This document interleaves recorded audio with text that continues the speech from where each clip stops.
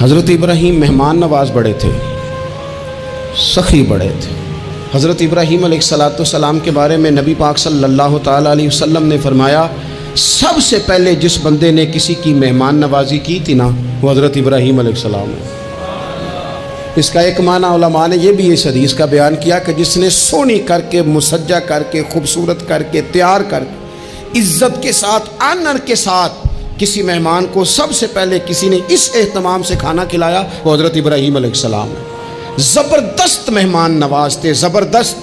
اپنے گھر کے 4 دروازے بنائے ہوئے تھے، 4، اور فرماتے تھے میری خواہش ہے کہ چاروں طرف سے مہمان آئیں، روٹیاں پکتی رہیں، دنیا کھاتی رہے، دنیا آوے کھا کھا جاوے، راضی ہووے بلا، آئیں لوگ کھائیں، یہ میری خواہش ہے۔ روٹی کھلاؤ، روٹی کھلاؤ، روٹی کھلاؤ، لنگر کھلاؤ۔ حضور صلی اللہ علیہ وسلم سے پوچھا گیا، یا رسول اللہ بہترین مسلمان کون ہے؟ تو حضور نے فرمایا جو سلام لینے میں پہل کرے اور کھانا زیادہ کھلائے، کھانا کھلائے، جو جس کا مزاج ہو کھانا کھلانے کا، طبیعت ہو کھانا کھلانے۔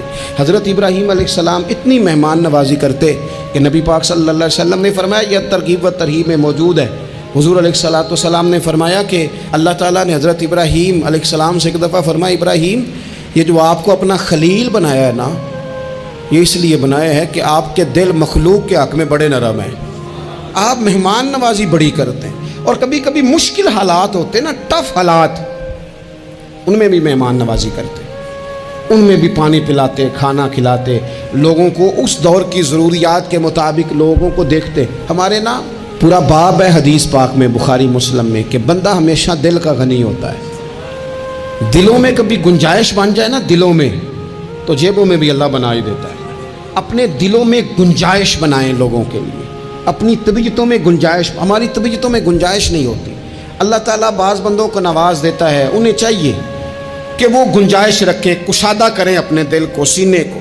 حضرت ابراہیم علیہ السلام نے نا ایک دفعہ قحط ہو گیا تھا، تو مہمان تو اب آئے بیٹھے تھے، بلکہ ان دنوں میں مہمان زیادہ بڑھ جاتے ہیں، کئی دفعہ زیادہ لوگ آ جاتے ہیں۔ اب وہ قحط کا زمانہ تھا، بہت ساری جگہوں پہ فصل ہی نہیں تھی، اناج ہی نہیں تھا، تو مہمان زیادہ ہو گئے۔ اب حضرت سارہ جناب ہاجرہ گھر میں موجود ہیں اور لوگوں کی لائنیں لگی ہوئی ہیں۔ حضرت ابراہیم علیہ السلام کا مصر میں ایک دوست تھا، حضرت حکیم الامت نے اس کو لکھا ہے، آپ نے نا اس کو کچھ سامان بھیجا، بوریاں بھیجی، فرمایا یار تیرے پاس گندم ہے تو ذرا گندم کی بھر دے بوریاں، مہمان بڑے آ گئے ہیں، روٹی کھلانی ہے لوگوں کو۔ حضرت ابراہیم نے وہ چند بوریاں اپنے اس مصری دوست کی طرف بھیجیں کہ گندم کی بھر دو، مہمان زیادہ آ گئے ہیں تو یہاں تو قحط ہے۔ اب وہاں جب گئے لینے کے لیے خدام اونٹ لے کے، بوریاں لے کے، تو اس نے کہا جی غلہ تو یہاں بھی ختم ہو گیا ہے، اب یہ خالی بوریاں لے کے واپس آ رہے ہیں۔ اب ان جانے والے خدام کو بھی پتہ تھا، جو قریب رہنے والے ہوتے ہیں وہ خانقاہوں کے، آستانوں کے، مدارس کے، مراکز کے مزاج سے بھی آگاہ ہو جاتے ہیں۔ ان کو پتہ تھا کہ اب مہمان تو بیٹھے ہیں، 20 درجنوں، سینکڑوں، تو سب کو پتہ ہے کہ بھئی گندم آ رہی ہے، مصر سے آنا ہے تو کھانا ملنا ہے۔